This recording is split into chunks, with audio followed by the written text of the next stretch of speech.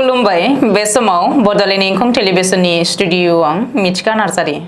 खुलुमबाय बे समाव दङ बडलेण्ड इंखं टेलिभिजननि स्टुडिअ आं खोमथागोरा गयारि।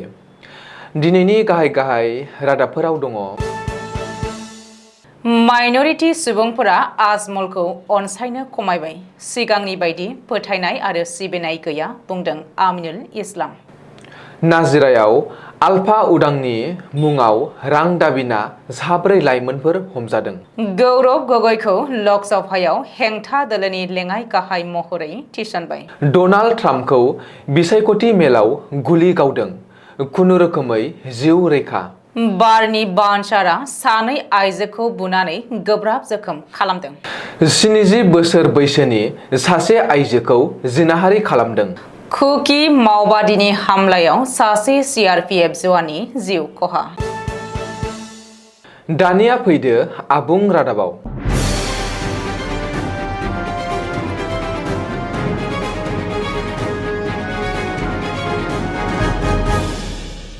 माइनरिटी सुबुंफोरनि अनसायनाय गोमा जाबाय बदरुद्दीन आजमलआ। आजमलनि सायाव सिगांनि बायदि माइनरिटी सुबुंफोरनि फोथायनाय आरो सिबिनाय गैला। EIUDFनि गाहाय बदरुद्दीन आजमलनि बागै गावनि दोलोनिनो MLA आमिनुल इस्लामआ बे बाथ्राखौ बुंदों। मख'नो गोनांदि सानसे सिगाङावसो बदरुद्दीन आजमलआ दोलोनि गासैबो दैदेनगिरिफोरखौ बोखारनो फोसावदोंमोन। सिगांनि गासैबो मासिफोरखौ लांदां खालामनानै गोदान कमिटि दानायनि बाथ्रा बुंदोंमोन। बेल' नङा, दोलोनि सानैसो MLAनि गोरोन्थि नीतिनि थाखायनो मोनथाम बियाबाव जेननो गोनां जादों होननानैबो आजमलआ दाबि खालामदों। बेनिनो सानै MLAआ दोलोनिनो गाहाय नेहाथारि आमिनुल इस्लाम आरो करमुद्दीन बरपुया, आरो बिसोर सानै MLAनि दोलोनि मासिखौ थाबैनो एंगारनो आजमलआ बिथोन होदों।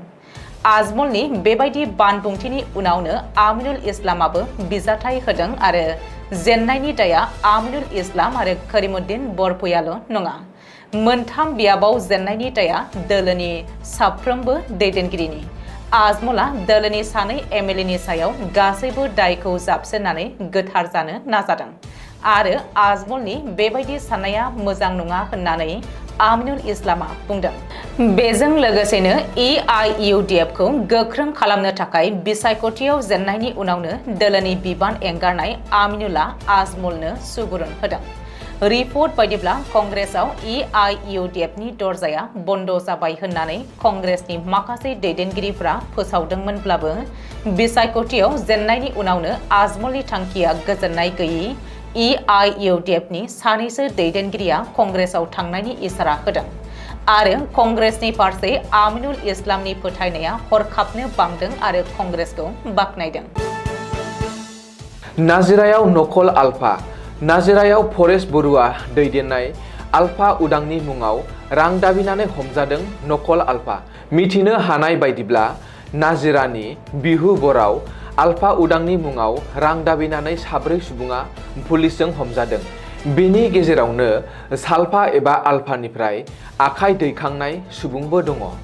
बबेखानि आलफा उदांनि मुङाव रां दाबिना हमजानाय दुथांफोरखौ पुलिसा थानायाव लाबोनानै जेरा खालामदों आरो बे जाथायनि सायाव पुलिसा नायबिजिरनो जागायदों। रिपर्ट बायदिब्ला आलफा उदांनि मुङाव नाजिरानि बिहुबर आरो सन्टकआव फालांगिरिनाव रां दाबिनानै हमजादों दुथांफोरा। बबेखानि हमजानाय दुथांफोरखौ सालफानि सोद्रोमा प्रशान्त सेथिया, कनसन बरुवा, पंकज बरगहाय आरो राहुल राजक'वा होननानै सिनायथिनो हादों। बिहुबरनि सिमलुगुरि सनारि आरो शिबसागर पुलिसा सिग्रोमनानै हमदों बै साब्रै दुथांफोरखौ। जरहाट लकसभा बियाबनि MP गौरव गगैखौ लकसभायाव हेंथा दोलोनि लेङाइ गाहाय दैदेनगिरि महरै थिसनफिनबाय। कंग्रेस पार्लियामेन्टारि पार्टी CPPनि मासिगिरि सनिया गान्धीआ गौरव गगैखौ लकसभायाव हेंथा दोलोनि लेङाइ गाहाय दैदेनगिरि महरै थिसनफिनदों। सनिया गान्धीआ लकसभानि बुंथिगिरिनो फोरमायहरनायनि उनाव लकसभायाव कंग्रेस दोलोआ गौरव गगैखौ गोनांथार मासियाव थिसननायनि बागै अफिसियेलि फोसावदों। मख'नो गोनांदि गौरव गगैनि अनगायैबो कदिकुन्निल सुरेशखौ CPPनि चिफ हुइप मनिकुम टेगर आरो डक्टर मोहम्मद जावेदखौ कंग्रेस पार्लियामेन्टारि पार्टीनि हुइप महरै थिसननाय जादों। गोदानै थिसनजानाय दैदेनगिरिफोरखौ कंग्रेसनि गाहाय नेहाथारि के.सी. बेनुग'पालआ गावनि अफिसियेल एक्स हेन्डेलनि गेजेरजों साबायखर होयो आरो हेंथा दोलोनि दैदेनगिरि राहुल गान्धीनि दैदेननाय आरो लामा दिन्थिनायजों रायजोफोरनि जौगाथायनि सायाव खामानि मावलांगोन होननानै बुंथियो। मख'नो गोनांदि कंग्रेसनि बे थिसनथाया सदनाव सोरखारजों समानै हेंथा दोलोआबो बाहागो लाफानो लाहार फाहार खालामनायनि इसाराखौ होयो। आमेरिकानि बारग' हादरगिरि आरो फैगौ नबेम्बराव जानो गोनां हादरगिरि बिसायख'थिनि रिपाब्लिकान दोलोनि बिजाथि डनाल्ड ट्राम्पखौ गुलि गावदों। रिपर्ट बायदिब्ला सनिबारखालि पेनसिलभेनियायाव खुंनाय मोनसे बिसायख'थि मेलाव डनाल्ड ट्राम्पआ बिबुंथि लाखिफुबाय थानाय समावनो सिनायमोनै दुथाङा गुलि गावो। बे जाथायाव ट्राम्पनि खोमा खाथियाव गुलि नांना थै गनाय भिडिअ'आबो ससियेल मिडियायाव भाइरेल जादों। बे जाथायनि उनाव रैखाथि बिफाना हिउमेन सिल खालामनानै ट्राम्पखौ बे जायगानिफ्राय लानानै थांनाय जायो। ओरैहाय बे जाथायखौ लानानै दिनै आमेरिकानि नायबिजिरग्रा फसंथान FBI-आ खुगा बेखेवदों। FBI-नि नायबिजिरनायाव सोराङाव फैनाय रिपर्ट बायदिब्ला ट्राम्पखौ बुथारनायनि थांखियै बे गुलिखौ गावदोंमोन। नाथाय सुथुरनि थांखिया फेलें जानायाव खुनुरोखोमै जिउ रैखा मोनो आमेरिकानि बारग' हादरगिरि डनाल्ड ट्राम्पआ।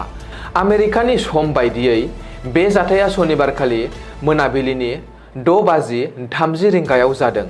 बिनि सायाव FBI-आ नायबिजिरगासिनो दङ आरो बे जाथायजों लोब्बा थानाय सुबुङा थाबैनो हमजागोन होननानैबो खोथा होदों।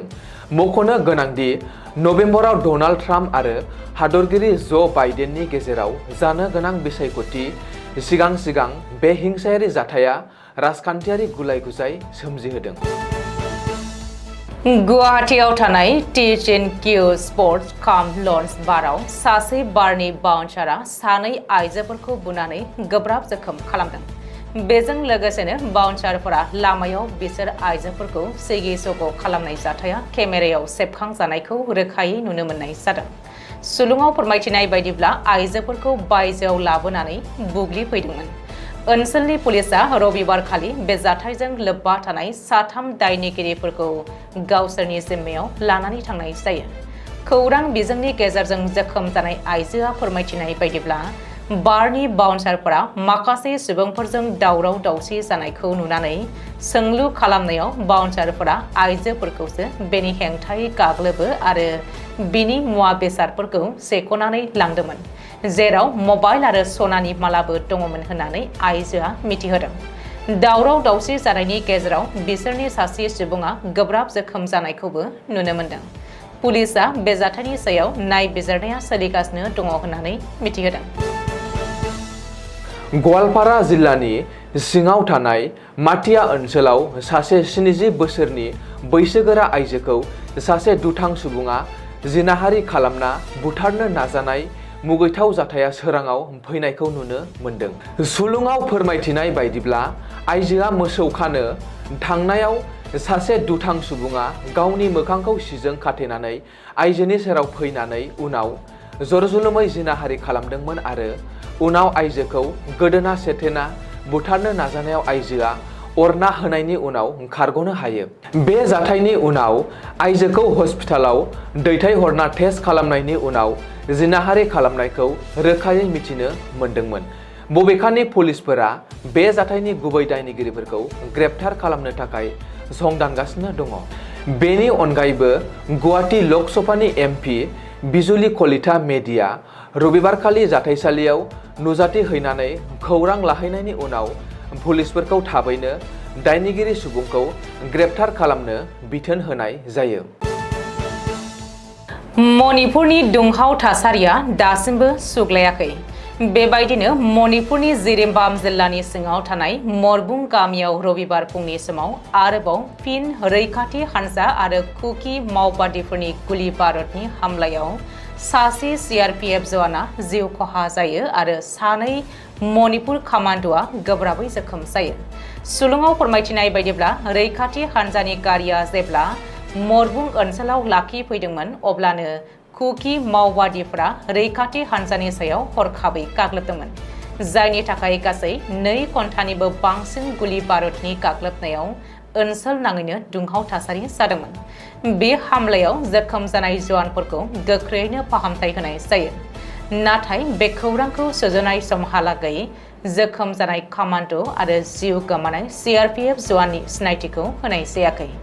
बे समाव जिरिबाम जिल्लानि बेबायदि दुंहाव थासारिखौ दबथायनो थाखाय रैखाथि हान्जाया गोख्रोङै नोजोर होगासिनो दङ। लोगोसेनो सोरखारि आरो ओनसोलनि खुंथाया जायगानि सुबुंफोरखौ रैखाथि होनो थाखायबो नाजानायखौ नुनो मोनदों। दिनैनि रादाबा एसेनोसै। गोजोन्थों। गोजोन्थों।